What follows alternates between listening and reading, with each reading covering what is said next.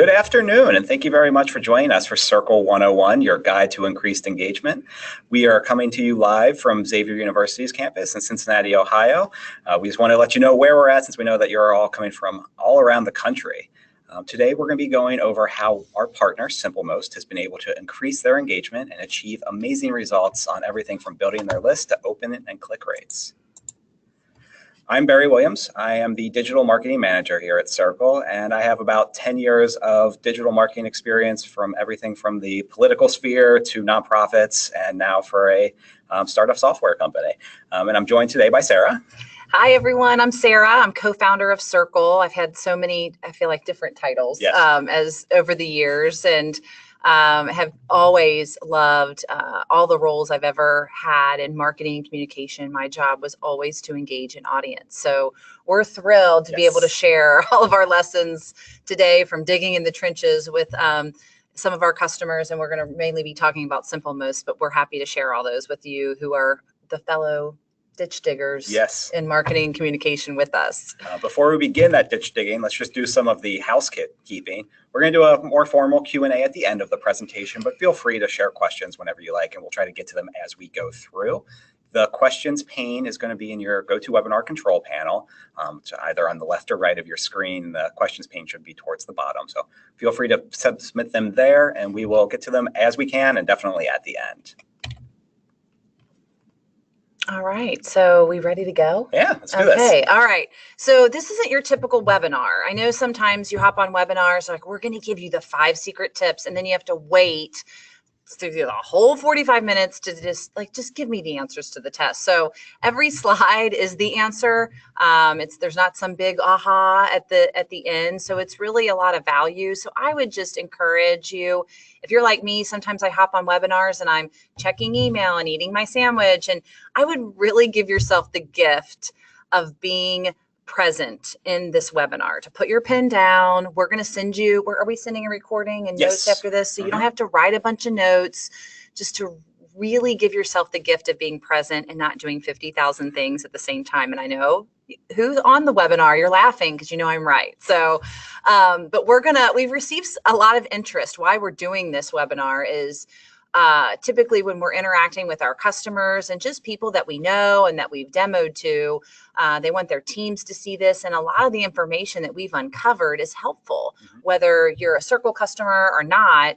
It's just good information. So we're going to share what Cerkl does, but this really isn't about Cerkl, so to speak. It's about all the lessons we've learned. And if you do want a demo, you can always go to our website and request it and do it. But that's not really what this is today. It's really learning and key practices of what to do, whether you're a Cerkl customer or not. Since we're going to kind of be talking about Cerkl, just so you know what it is that we do on a high level, Cerkl learns about the interest of your audience. So typically for all the communicators out there, what's typically happened is communication's been very linear in one way. It's what we as the organization think are the top 5 things that our customers or our subscribers or employees, whoever your audience is, are interested in. And what we've learned is that if you can close the feedback loop and find ways to listen to your audience, and again, there's technology out there that can do this for you, but if not, we're going to share with you how you can effectively listen to your audience so that you can give them value about your messaging or your organization or your product, whatever it is you're trying to do. So this era of one to many, everybody gets the same thing. And then we've kind of grown to this crude segmentation. Now we're really talking about how to get to one-to-one communication. Yeah, I think just the era of using buckets has come to an end, and we need to figure out how to have more direct one-to-one conversations with people, because that's the way you'll truly engage and get them interested in the content that you're producing day in and day out. Yeah. So this is just a brief overview of some of our partners. We're going to be diving into SimpleMost mostly, sorry, no pun intended. But as Sarah was saying, we're going to share best practices from across the board. Yeah, and I think this slide is important too, because whether you're the small one-man band entrepreneur in the audience, or you're the large corporation who has, 50,000 employees, everyone is dealing with this issue. So of how do we keep our audience engaged? This is the time of period history that we're in. And I don't know if you have Game of Thrones fans out there. It's like, winter's coming, Jon Snow. Like the White Walkers are coming for you.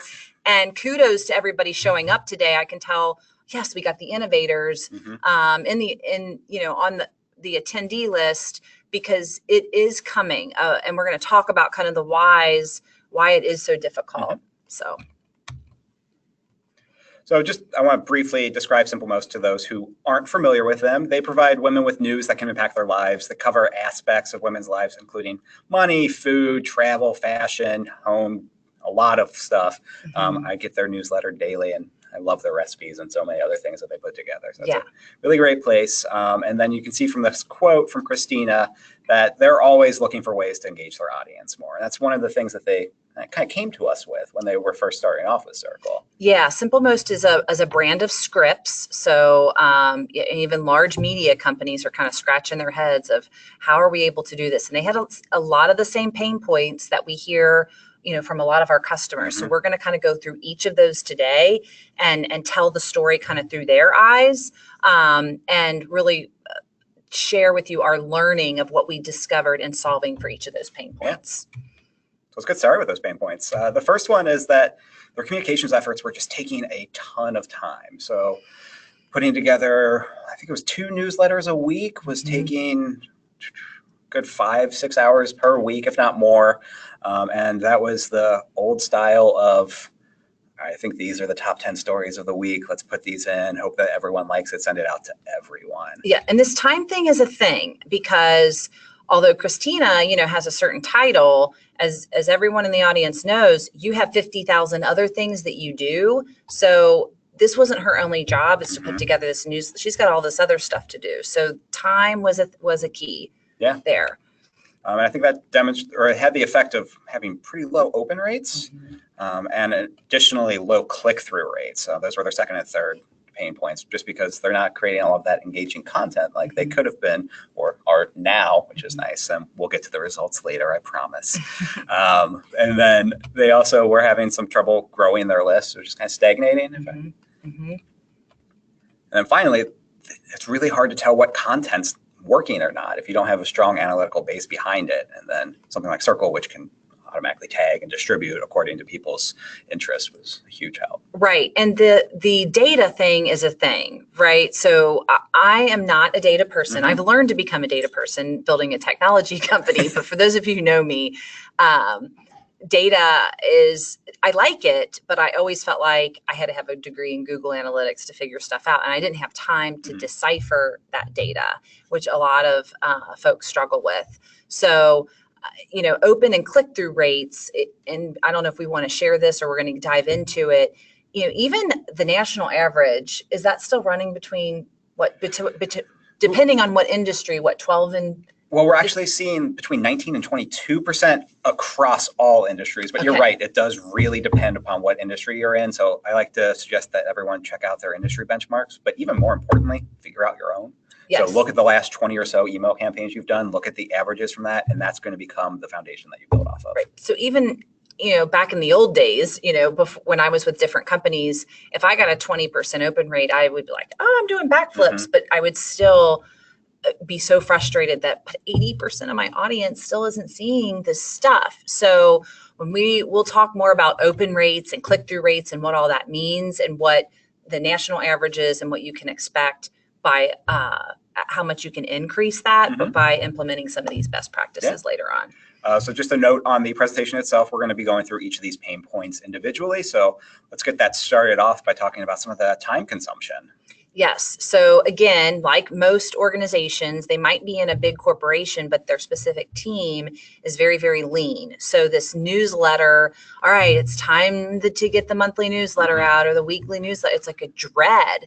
And some organizations are even pulling back because they're worried that they're going to anger their audience of sending too much. So this idea of how much do we put in the newsletter, what we put in the newsletter. And if you're not a genius wizard graphic designer, some of these platforms will take you forever to figure out just how to bold a sentence and to lay it all out. So this this newsletter thing became an issue because of the time that it was taking them, and then to only, get a 12 to 15% open rate. I can't tell you how many times I re-taught myself HTML before I started working here, just because I was doing the newsletters on some of the older tools, and it was just laborious and spending hours after I should have gone home to my lovely wife and pets Right. But I was there finishing up the newsletter because it had to go out on the 30th of every month. Right. And we treat it kind of like a old-fashioned newspaper sort of setting, like Correct. Had to hit everything. So Right.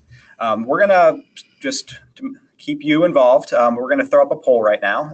Are you struggling with finding time to engage with your audience? Give you 30 seconds, minute to answer it. It's a simple yes, no. So hopefully you can just go with your gut. Wow. They are voting quickly. We are at 77%. We might not even hit to that 30 seconds. We have such good students. They're not eating. They're being present, it's just nice. like we told them, just like we asked. Well, with all of that participation, I'll give you about 5 more seconds, and then we can close it and share the results with everybody. Yeah, that's not surprising at all. I think it's the struggling to find the time is across the industry. Everyone's having issues.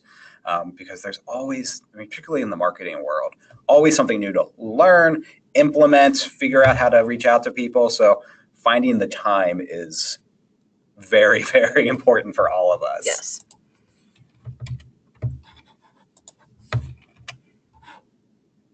And I think there's a lot of reasons why people are struggling to find the time. One is that one-to-many communications doesn't work, leaves a lot of guesswork into your work. You're not definitively going anything. You're assuming that this might be a good way of doing something, and we can't do that anymore. It's just tough, and it takes a lot of time, and you're not getting good results. And I think it's the demos. All the demographics have special interests and needs, and being able to deliver that in a timely manner that is actually of interest to them is a huge step up. And then no one's budget's getting bigger. So we all have smaller budgets and increased time constraints, and we're trying to do a little bit of everything. Social, create a blog, put together a newsletter. Right. So it's just a lot of stuff, and it's hard to carve out the time to be strategic or engage with people. Correct. So like Sarah said, we think about this stuff a lot. It's definitely something that's near and dear to all of our hearts. Yes. So we found that the following are great ways for organizations to save time while adding value to their audience. So the big one is moving away from that one-to-many and going to a one-to-one. Make it a conversation. Don't speak to the idea of one of your constituents, speak to that constituent, and that comes from personalization. We make it easier by adding that extra layer of automation. And like we were talking before, I'm going to sound a little trite here, but it's time to kick the bucket because buckets aren't working. Segmentation is still very rough. So something like machine learning or artificial intelligence really help simplify that and make it, I know it can sound a little weird, HAL from 2001, but machine learning really helps you create that connection, get to know people quickly, which is nice. Right. And I would say even if you are not thinking about technology to do that, to find ways to personalize experiences or to personalize the customer experience, or even take again, I know it's a bad word, but if from a scaling standpoint, you're like, okay, I can't think about that right now, or I can't afford that right now, or whatever it might be, then take a group. It's better to have a high quality than quantity of people not listening to you, to figure out a way to learn what they're interested in. And while our, software is constantly learning on behalf of the subscribers, if there is a way that you can survey them and learn about what their interests are, that is the way, that's where things are trending to go. So yeah, I think analytics are also going to be part of the backbone of that. Looking at your Google Analytics data, seeing what blog posts are resounding with people and what's working will help you figure out what to talk about more with them, because you know that they're interested in that content. So it's a process, but it's very valuable at the other end. Yes.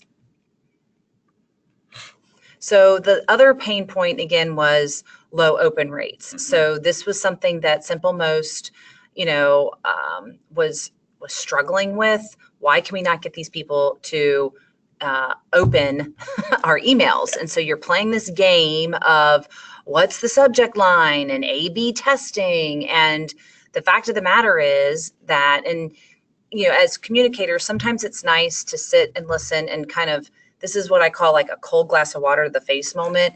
Your subscribers on average are receiving 100 emails a day.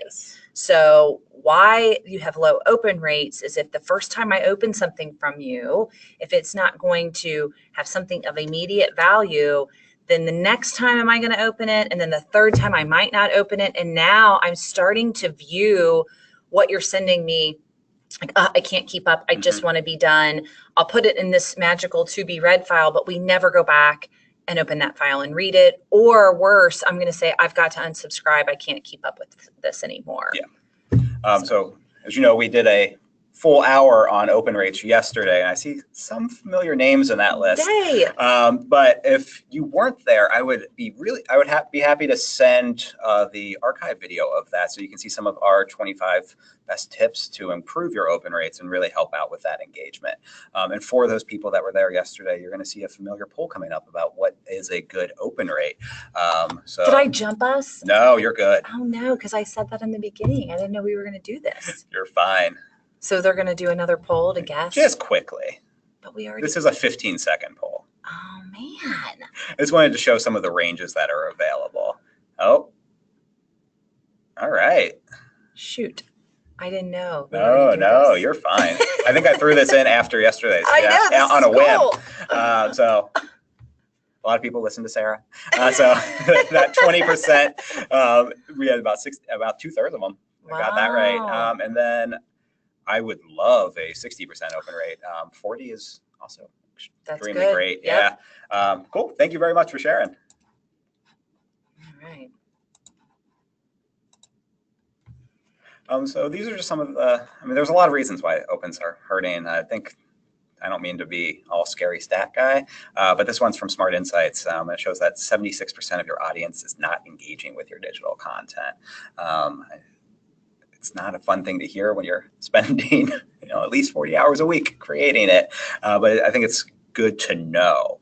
And it goes back to that noise problem. There's just so much with 100 emails. And then we'll get into this on the next slide, actually. But the amount of digital content we're consuming right now is insane. And so it's just really hard. Right. But fear not. According to Gallup, companies that can successfully engage their customers get 63% lower customer attrition, 50% higher share of wallet, and 50% higher productivity. So there is light at the end of the tunnel, and it's nice on the other side. Right. And these stats, when you have these slides, I would share these with your leadership, because I would always get nailed in every job I had where they wouldn't understand open rates, right? So I would say, we have a 20% open rate, and the marketing team and communication team is so excited, but somehow our boss is like only 20%. So you need to be armed with some data to say the national standard is this, and we are higher, and performing according to the national standard in our vertical. Mm-hmm. The other slide that you need to show them is this next one. So this is another, again, cold glass of water to the face moment. This is the amount of content now that is going out every minute. So there was a dramatic pause there so that you can see there are 3.3 million Facebook posts going out every minute. So the stat that Barry is referring to is that we produce more content as a society in the last 3 hours, just the past 3 hours of today, than we have from the beginning of time to the year 2013 combined. And it's only going to get worse. So while this makes you sick to your stomach and want to throw up, the good news is that it's not you. You're producing great content and you're producing great events, and it's not what necessarily that you're doing. You're doing all that great stuff.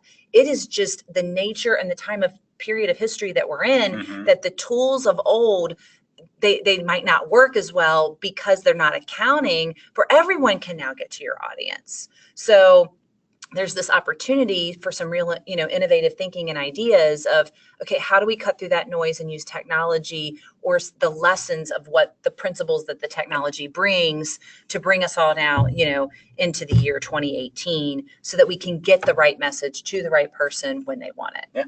Yeah.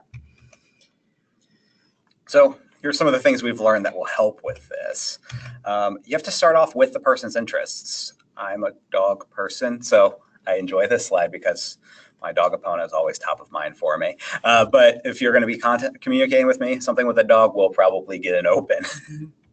And this is a little bit scary, but tuning out does begin after 2 missed communications. So it's what you were talking about earlier of, oh, I'll get to that later. I'll get to that later. And eventually it's, maybe I should just unsubscribe from this newsletter because I don't consume it. Right. And then the net increase in engagement, though, is over 200%. So some of the ways this is done is interest-based personalized subject lines lead to a 128% increase in open rates. And then interest-based content has a direct impact on click-through rates of 451% increase, which is amazing. And then to reiterate an earlier point, interests change. And so one great way of doing that is through machine learning instead of segmentation, because Sarah and I have different interests, but demographically we're pretty similar, around the same age range, from the same city, similar background. So I think if we were just going to be in a bucket, we'd be in the same one, but you're not a dog person, I am. Right. So I mean, there's just, sorry, dog lovers. she may become one, and that's where the machine learning will come in, because we'll see that she has more of that interest. Now, before we go on, Barry, if someone is not going to do machine learning or is scared or isn't interested in it yet, what is the next best thing? I think it's looking at those analytics. So seeing what's working on your blog, what emails have been good, seeing what your audience is interested in will allow you to create more content in that world.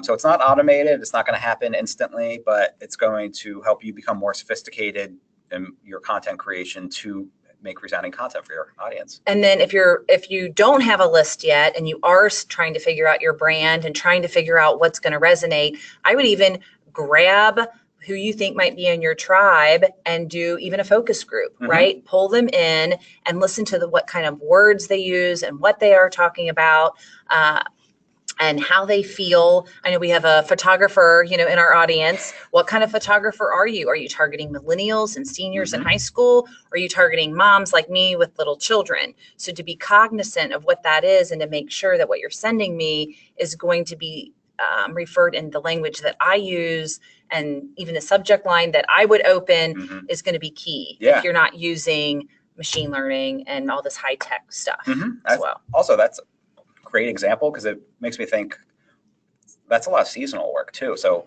high school or senior portraits, I recall, were kind of during one particular season. So there's no reason to send an email about upcoming senior portrait deals 3 months before people are even thinking about it. So that comes back to knowing your audience, knowing what those cycles look like, knowing what they're going to be interested in.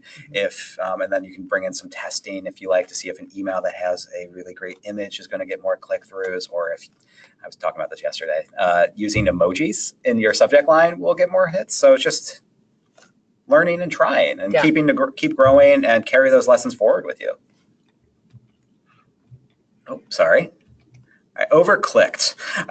So oddly enough, I overclicked for click-through rates. Yes. So this is all holistic. So it unfortunately, one pane leads to another. So if they're not opening it and you've now disengaged your audience, obviously you're going to have a low click-through rate because the information that you're sending is not engaging to them. So what's going to compel them to even want to click on that story? So some people, forgive me, I know we've got really expert digital marketing wizards in our audience. We have some that are not and are just getting started. So click-through means when I open an email, that's your open rate.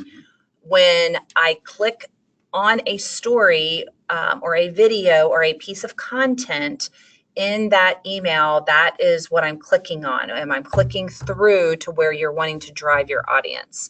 So you want to pay attention, obviously, to both numbers, but we really look at that click-through rate. And I know, with our technology and doing some of these best practices and automating them, our average click-through rates are it's between 17 and 19%.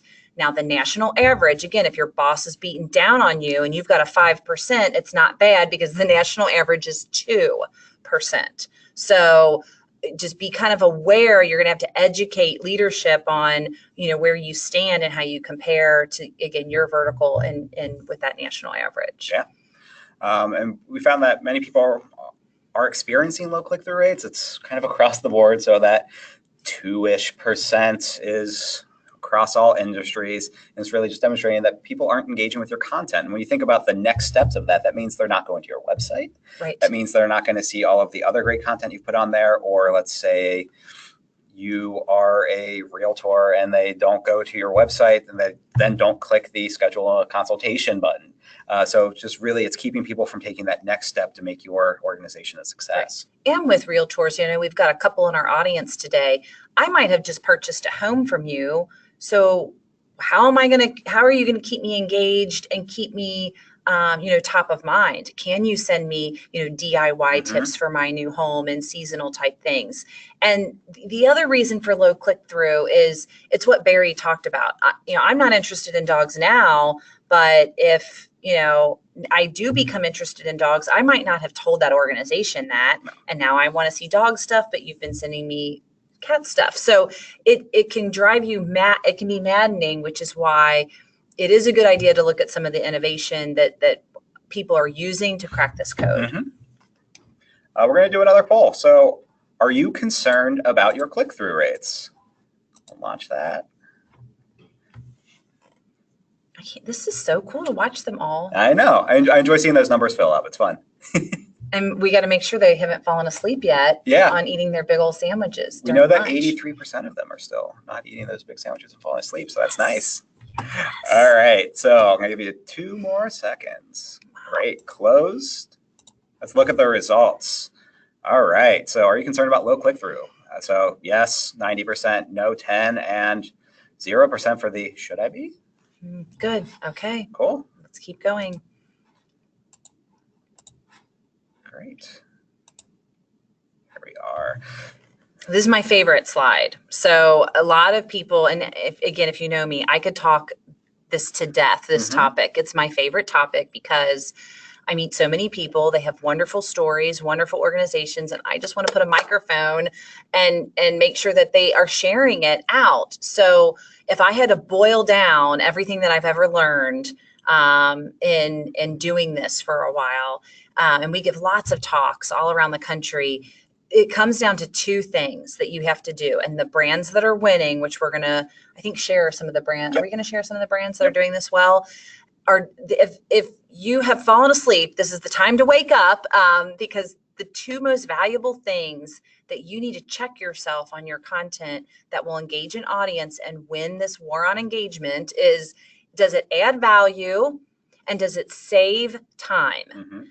People are so busy. Look at yourself. People are underwater. So if you look at your content and it doesn't do one or both of those things, then you're not going to win in that. And so, sometimes we work with organizations, and again, forgive me, I'm just speaking the truth, but there's almost an arrogance, like, well, don't they definitely want to know about our message from the president? Yeah. Like, nobody cares about the message from the president, right? This is a great example of it. Oh, you got it in there. Yay.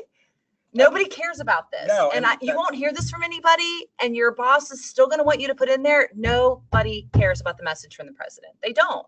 So you have to know the employee, you know what they want to know? Like, when's the next food truck coming to the campus? So be mindful to kind of take a look at what you're sending. And if it's not valuable, and if it does not save time, and if it is a low click-through rate, great. Now each piece of content is an ability to learn about your audience. If they're not clicking on it, then there's something wrong there. Yeah. And this is the brands that are winning. Yes. So I think you see value producers, time savers. Some of them are bit of both. I know I've definitely been guilty of being like, I'm going to need deodorant in the next week, but I don't feel like going to Walgreens. So I'll just throw that in my Amazon cart because it saves me the time of having to go to the store. And Netflix produces a lot of value for me because I get an email that says, hey, you might like this show. And it turns out most of the time I do. Right. Right. And Netflix has even changed. I don't know if you remember Netflix, you could used to pick. Oh, yeah. And there's this book called Everybody Lies, which is why we do caution people about surveys. Because I'll pick like, oh, yes, I do want to watch the French black and white documentary, but I'm really watching Family Guy, right? Yeah. Let's just be honest, or House of Cards or whatever it might be.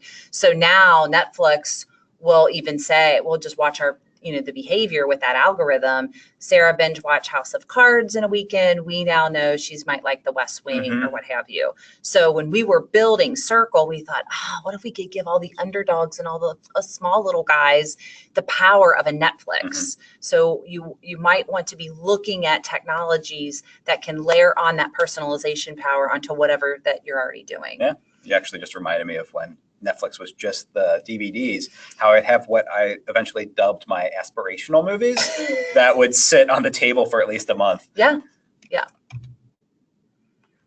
I think we're also seeing a lot of list size stagnation. Yes. So this was something again, and this is my favorite stat. I can't wait to show the results of all the SimpleMost stuff because out of SimpleMost, how much they grew their list when they implemented all these best practices is going to be a really great stat to show. But yes, their list stagnated because, and there were simple things that they could have done, which we're going to share, right? Okay, I just want to make sure. So things that that they weren't doing that are kind of like, oh yeah, I guess I should ask my audience to subscribe, right? So there are some quick and easy things that you can do to grow your list, but gone are the days where, hey, we put together a newsletter, we're putting it in a PDF. And now if there is one thing in that newsletter that I think Barry might like, I got to forward the whole PDF to him. He has to open it. He has to skim through.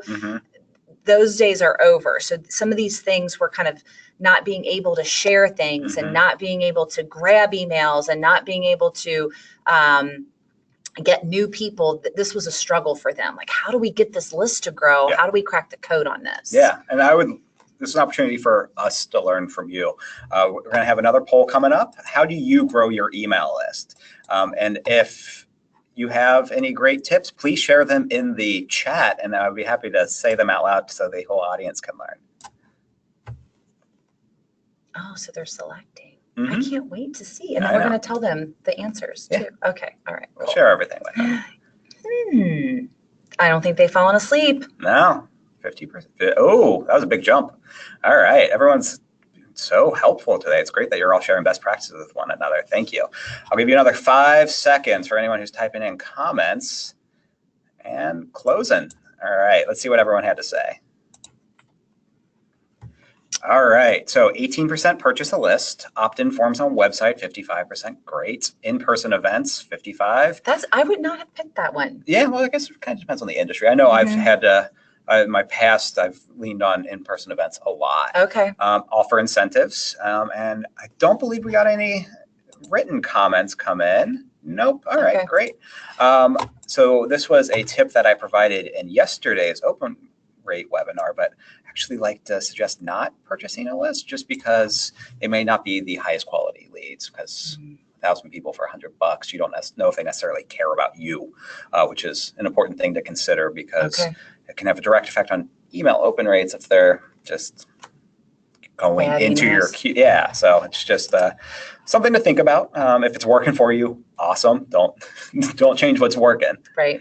And this is just a brief example of what we were talking about earlier with the PDF, really boring subject line there of this when you open the PDF, lesson. guess what's going to be on there? The message from the president. Exactly. It all ties together. Which I know you don't want to read. Yeah. So Poor Nicole Heffron, whoever that is. I believe she's Kayla's friend. Oh, good. Okay. Poor Nicole. So there's a lot of great ways to do shareable content. I'm just going to go over a few of them pretty briefly. But sharing is caring. It's important to remember. So create everything as its own individual post that allows you to share it as either a link or in the email. So dive into that a little more, because I know we talked about this with some people that are attending today. when you talk about shareable content, so you're saying instead of putting everything into one entity, like 5 stories, when you say individualized, can you just dive into that a little bit more? Each story would then go to its own part of the web, and you can share that. And I mean, is there another dimension to it that you usually highlight? Just to make sure that each individual, when we say content, so each story or each event, that you're not grouping them, that they are its own standalone thing, so that people are able to click and share that one piece of information out. So if you really want to rethink how you're producing content so that each piece is its standalone entity. Yeah, that makes perfect sense. A few other things to keep in mind are trying to go with the interest of your audience. I know I keep hitting that point, but I think it's because it's that important. And in addition to some of the tips we discussed earlier, a few of the things that I like to do, one is go into the analytics, like I said. And for our Cerkl partners out there, we're really excited to tell you to expect Insights 2.0 coming up soon. Another thing that I use a lot is called BuzzSumo. It's a great resource that you can go into online. They have free and paid accounts where you can type in a topic and then see all the top shared content in that topic. Oh, that's cool. So if you're doing research, it's a great way of seeing what is working with a broader audience. So you can see what's being shared a lot on Facebook or LinkedIn, whatever your medium of choice is. So that way you can just kind of get a little leg up. Okay. You can also look into trending topics on places like Twitter or Google. And then finally, I like to suggest just asking your audience to engage. It's simple, but it works. So ask them to share, ask them to give it a thumb up on Facebook. Just take that step and ask them. All right. So the final pain point was, again, what content do we write? You know, this is what resonates. And they were scratching their head. It was just a big guessing game for Simplemost. So, and this is interesting, again, because most of us, marketers and communicators in our company, and this is something I've become really passionate about because I've experienced it, we become somehow from, you know, marketer to like task like master and order taker. Get this out, do this, put this out, this needs to go out. And you start to just become almost like an admin. And so what you need to think about and why looking at the data and to have that data-driven kind of approach to marketing repositions you. So with Christina, we were able to really reposition her in her company now that she doesn't have to spend time laying out newsletters, you know, using automation to automate all of these things for her, repositioned her in her company from order taker to really being a strategist to leadership.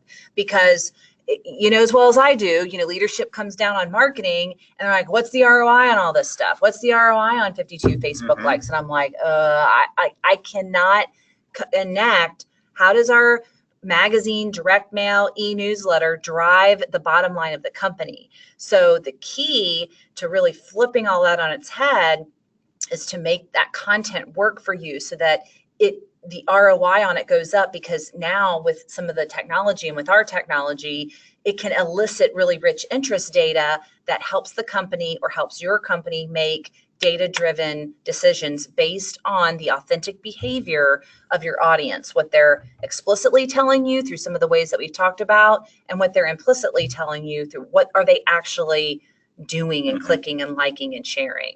So that data really empowered her and transformed, kind of elevated her position, you know, in the company and how people viewed her, because she could now say these are the top 5 topics trending among our subscribers. This is exactly what we need to be saying. And now everything syndicates even better on all their social channels. Yeah.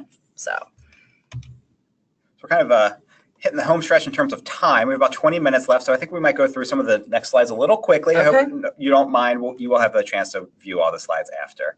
But this is just kind of an example of what I fear when looking at an analytics dashboard. It's poorly organized, hard to read. This one in particular kind of looks like an angry robot.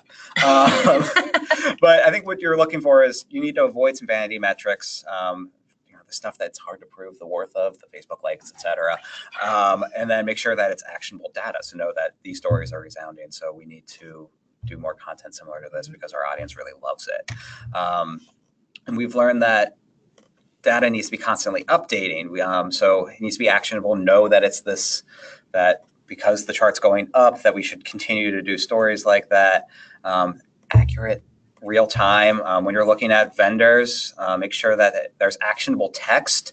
The gray boxes you see on this example are meant to represent text that will give you more context about what the results you're seeing are. So it's not just random numbers that are living out in the ether somewhere. Right. I think we spoiled our customers originally. That's why I can't wait for Insights 2.0, because it'll be 67% open rate, and we'll have customers now like, well, why isn't it 80? I'm like, are you high right now? Like, that is an amazing open rate because they don't understand how it compares nationally. Yeah, so it's become their new normal, yes, which is great. Which is great, but I'm like, we've spoiled them. All right, this is my favorite slide. Okay, so if you were buying software, I was in that seat many years, and I didn't know anything about software vendors, and I felt like, got taken sometimes. Mm-hmm. So now that I'm on the dark side, and now I am a creepy software vendor. You can use that power for good. That's right. I'm going to give you all the insider tips if you're looking at buying software and saying, all right, 2018 is going to be my year. We are going to look at automating some of these systems.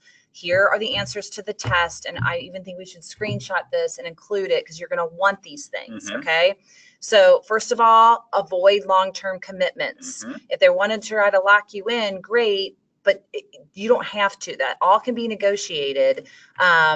Just beware of, hey, let's sign your life away. Yeah. The next one, beware of upselling, right? So you're going to buy something, they're going to add a new feature. And now do I have to pay for that? Do I have to pay for that? Do I have to pay for that? Mm-hmm. So with our company, we don't do any upselling. Just when you get new features, you just get them. So make sure you ask about this when they build new features.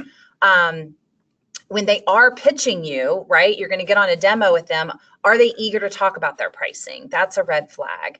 And watch for setup and maintenance fees that they can kind of get you with some of those. Mm-hmm. So ask about what is the setup, and then to help you. Do they send you off with a piece of software and it's like, oh, hey, good luck. Look out there.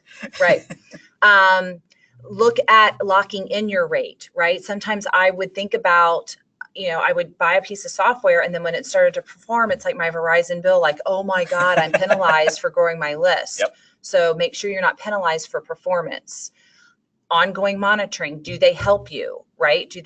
Are they watching your data for you? What is their customer service or customer success model? Negotiating integrations. So make sure you become familiar with software language. So if you're wanting to integrate your CRM and your, content management system, and you haven't negotiated to get access to their program interface, now you got to pay for that. Mm-hmm. So a lot of times you can negotiate those integrations by saying, what if I do sign a 3-year deal with you? Will you build the integration for me? And a lot of times I bet you they will, and they'll throw that in. Yeah, I know it's extremely important for really all sides of a business, but making sure that everything's talking together will help you a lot with attribution of successes, knowing what to carry forward. So make it central. Yeah, and some people have invested a lot of money into these systems. Mm-hmm. So how do you increase the ROI on what you've already bought? Gone are the days where you can buy a system that does a lot of things. And I would be aware at buying one solution. The trend is going, buy the best of the breed and what that is. A lot of people will see our stuff and say, well, can it do event management? And can it do this? And we've been very disciplined. We're going to do this one thing and do it really well. I'm like, and it can make you dinner, and it can wash your car. It can do everything. Beware of that. Right. Again, like I said, buy the best of the breed. And we received the best question. I think it was from the Vanderbilt, and they asked us, this was the best question I ever got. What is the ratio between your salespeople and your software engineers? At Cerkl, we're 7-1. So meaning we have 7 software engineers to every salesperson, because mm-hmm. we care so deeply more about building the best product and providing the best value to our customers. It's a very strategic and wise question, and we'll give you insight into that software company. I loved it when you told me about that after that call. That was cool. Yeah. All right. So let's talk about how Simplemost made it work. So we have about 15 minutes. I apologize if we can't get to all the questions after this. So we'll try to get through this quickly. Okay. So leveraging new technology. Yes. So these are all the things that I hated to do as a marketer. So Google and Hotmail and all those guys are cracking down on deliverability. So we've automated and looked for software that kind of automates. Are you pruning your list? If you're not, you need to be thinking about it. If you have someone on your list that hasn't opened anything up for you for 6 years, cut them. Right. But to go in there and to have to do that, it's a drag on the marketer. So, we have things like auto adjusting frequency, which means, hey, you might have signed up for weekly, right? But Sarah can't keep up. So our technology will automatically put them down on a cadence that they can keep up with. So a lot of these things, we have a 99% deliverability rating, which means everything that you send is not going to end up in their spam file. I would be asking those questions of the software that you're looking at. How much, of this stuff do I have to do versus the software? Because all this stuff was just always a drag and I hated it. Yeah. And could never keep up. And all the steps that you see up here have a direct impact on click-through rate. So if everyone's ready for the big reveal, this was the result for our partners at SimpleMost, an increase of 600%. So using the round numbers that we were discussing earlier, if you're at that 2 to 3%, you're going up to 12, 18. Yes, absolutely. So SimpleMost was finding it difficult to get get their list to grow. Is kind of plateauing. Yep. So Sarah and I are just going to kind of walk through some of what they did to help alleviate that pain point. Yep. So first of all, plugin. If you do not have a plugin on your website to ask people to subscribe, this is something that you're going to want them to do. Again, we include it with our subscription, but if ask your provider. This is a misstep on a lot of people. Like, do we even ask them to sign up? So make sure that you just ask them to sign up. Really one of the most simple ones you could do. It's pretty, low-hanging fruit. Yeah. This one's awesome. Did you want to talk about this one? I don't want to step over you. No, you're fine. Okay, I just get so excited. I know you love this one, so I'm gonna let you do it. So this one is fun because now that each of your pieces of content can be shareable. Yes. What we did was, now that I can share the SimpleMost content, so I'm getting everything that I like. I can share, hey, the 5 ways to get out wine stains with all my, friends that like to drink wine. That one sounds like an actual example. So I share it to Facebook, and if one of my friends was not following SimpleMost, which you got to hop into the SimpleMost circle, you're going to get sucked in because it's such a great. The content's awesome. When I leave that story, Sparky comes up and says, hey, this isn't your usual newsletter. Do you want to receive more information like this from, in this case, it was Marion County Public Library, but it could be any of our customers. And it's, again, another way to grab that email address. Yeah. And so just asking for the email address, again, low hanging fruit. Yep. Led to a 1,050% increase in subscriptions. So I'm not good with percentages, right? So it's like, what does that actually mean? So they went from 6,000 subscribers, they now have 129,000 subscribers. So, and this is in, less than 24 months that they did this. So the results are there, and while we at Cerkl never marketed ourselves as, hey, we'll grow your list. We see this as a byproduct and a symptom of engagement. People want to share what they like. Yeah. And then the audience experience was just kind of lacking. It was just, they weren't really giving as much as they were just kind of the projecting, that one to many. Pushing. Yes. Right. And so think about your experience, just like you would think about your experience when someone comes into your store. We get a lot of this with companies wanting to engage their employees, right? That offline experience is warm and fuzzy and personal.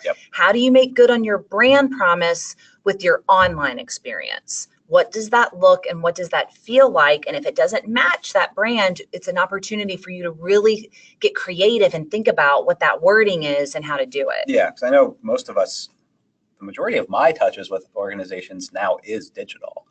So it's kind of the front door now, and you have to rely on that to be the tone setter. Are we showing that experience? Are we going to show what they happens? Let's start that now. So it all kind of starts with this welcome email. Yep. So this is an automated now welcome email. When you put in your email address, let's get personal, right? We want to get to know you, what you're interested. It's all about them. So then they click on, hey, take 2 minutes. I think it's now 60 seconds to personalize your experience. and they can now pick what are the topics that they're most interested in. And then they can continue on. They can exclude topics. I know we have a lot of universities, using us to engage their alumni. Not everybody cares about men's basketball, right? So what can we exclude? This person obviously doesn't have children, right? Because they're excluding parenting. Yes. And then what schedule works best for you? So SimpleMost sets a default. All right, we want this to go out Tuesdays at 8, but what if I want this Saturday with my morning coffee? So the audience can pick what schedule works best for them. I love the visuals too. Yeah. Because every demo has different needs, different things that they like, and even within demographics. I mean, I know I'm more of a Headlines Plus person, and our colleague Rachel is more of a traditional newsletter person. And so, again, she and I are very similar demographic, but we all have different tastes, and giving it to the people instead of being the person making that guessing work. And Christina doesn't have to lay out anything anymore. So she's not a graphic designer. It was a drag for her. So if that's you, you're out of the email design game. Yeah. And this all adds up to saving a ton of time. Like we were talking before, it goes from the person who's creating, taking all the tasks, to somebody who's actually thinking strategically, which is, 40 hours a month. That's a full work week of a human being that you can now have for strategic tasks again, which is awesome. And she looks like a rock star. And then that continues. It really pays dividends once you start that newsletter experience. So we're just going to kind of show you how everything's working. So there we have the 3 different people here. They actually correspond to 2 people and then a third who actually designed all these slides for us. She did all the great artwork. So like we were saying earlier, our demos are really similar, but we all have different interests. Some of them cross over, like both Kayla and I like recipes, but I have fitness, tech, and recipes. Kayla's style, recipes, and pets. Sarah has her own interests. So it's just, everyone's their own person. The way it manifests is that all of the stories will then go into your specific newsletter. We color coded it to make it look a little bit more apparent, but recipes are purple. Those were the ones that Kayla and I liked, whereas our interest in fitness had that story go into it for both of us. Right. So again, this is when you hear about artificial intelligence and machine learning, we're just sitting on top of all the great content that you're producing and now getting the right message to the right person with how they want it. Yeah. And then this is just how it looks, how everything comes together. So on the left, you see the web experience, and on the right is what turned into Kayla's newsletter. So there's that personalized subject line. There's the forced content. So SimpleMost wanted the apple crisp recipe to be a story that everyone saw. But Kayla also really likes Titanic and baking. So she got some of those interest-based ones as well. Right. And mine is, my SimpleMost is the wine story. And it also has, stories about, kids and decorating and things like that. So, and those subject lines, subject lines have the highest correlation to open rate. So our subject lines continue to get smarter and smarter and smarter as we learn more and more about each member of your audience. So pay attention to your subject lines. I think we've produced a couple pieces of content we'll have to send out to you of kind of how to write, really good subject lines. Yeah. And actually, the open rate is what this had the direct impact on. So 143% increase in open rate, which is astounding. I know it's a newsletter that's built with the female audience in mind, but it's definitely my daily open as well. So I get why that's working. And then this is just a simple reminder. We're long past the point where you can only design a newsletter for the desktop experience. So make sure that it's mobilely optimized. The stats about 55% of people are reading their emails on a mobile device now. So make sure. And out of how many users do we have? A couple million? Yeah. Ours is 82% for showing that they're opening it. So, as well as I do, if you open something on your phone and it loads wonky, I'm out, right? So make sure that you are optimizing those designs, no matter if they're opening it on a tablet, on an iPhone, on an Android. Be mindful of that. And then this is the analytics. We just wanted to kind of dive into that more to see what SimpleMost was able to leverage as they made important business decisions. Right. So they, again, I wanted to make sure that when we designed our dashboard, so when you're buying software, look at the dashboard and see if it's user friendly. So we want real-time metrics. We even wanted like an engagement score so that, again, if your boss is like, how are we doing as an organization? Just give me a number. If they're a high level, non in the weeds person, we've got that for you. We want to be able to show with SimpleMost, how's the content performing across the channels, and each individual subscriber gets an engagement score. Engagement, we define meaning how they're interacting with the content. I know people define that a little bit differently. And you can do, deeper dives. I think we've got on the next slide. Where now they know the most popular topics that are trending among their audience. And on the right-hand side, that content opportunities, this is all the content that they're producing that they're not producing enough of, but their audience is consuming a lot. So we'll even share with you topics that they might not have offered up to their audience, but that are kind of bubbling. Like in this case, it's business. Yeah, right? You wouldn't expect business necessarily, but there is that demand from their audience to get more business content. And that's great to know. That way you can start adjusting your editorial calendar accordingly. Yep. And not only editorial, but if you have an event. Yes. We do a webinar on how to organize your home, or if you are trying to think of, okay, should we do the golf outing every year? Because we've done it every year for the last 500 years. Maybe we need to be having, a roundtable technology summit instead. So this again gives you as the marketer to go to leadership with real data based on the real behavior of your audience. Yeah, I think all of it together has created a more unified experience for all of the SimpleMost consumers. So they all are getting things that are of interest to them. And then SimpleMost is able to take that information and make it really actionable. Yeah. I know that you're happy to talk to anybody. You're also I'm more than happy to answer any emails from people. My email is barry@cerkl.com. Yeah, and our demos, any of you that have hopped on a demo, I know a lot of you have and wanted your teams to see this today. We're not the typical demo. We really ask, and again, listen, we eat our own dog food, listen to you first, and try to provide value within this consultation that we give you so that we can at least steer you in the right direction. We might be the solution and we might not be, but we can at least share what we've seen and give you a lot of good data points to then help you navigate, the internal waters to try to innovate, in the company. We have questions. We do. We only have a few minutes though. So let's get to that. Let's get to some of them quickly. And if we can't get you right now, we will definitely follow up via via email. Sorry, I lost words there while I was reading. Let's see. Let's start with, it's kind of an inside Cerkl question, but does the order of personalization list determine where the content is placed on your newsletter? Yes. So what happens is if I have a story that matches 5 of my interest, right, that's going to appear first, and it's also going to get more visual appeal. And then if story number 2 is 3 of our interest. And then, I think we pull in the top 9 stories, I think, in a newsletter. Yeah. So we'll start with what is, first of all, and I know everybody's a bunch of control freaks out there, because I know I am. We do have, you can force certain content if everybody has to see the snow cancellation, or if everybody has to see we got a new president. Don't do message from the president. But anyway, you can do that. But then the rest of that content is going to be ordered. What is the most engaging story for Barry? And then it keeps, whittling down. If we can't find the story that matches you, we only found 7 stories, then the next 2 are going to be what's trending among all the other people, in your audience. Yeah. Hope that answers the question. Yeah, because great. Thank you. So we have time for one more, and I'm going to use this one as a bit of tease. I apologize. Okay. But Anna's wondering what some of the best practices are to boost click-through rates. Okay. So we're actually going to be having a webinar about that coming up next month. So please expect to get an invitation to that. And we'll also be putting together an article that will have those. So everyone will be receiving that information, not necessarily right now, but in the next couple of weeks.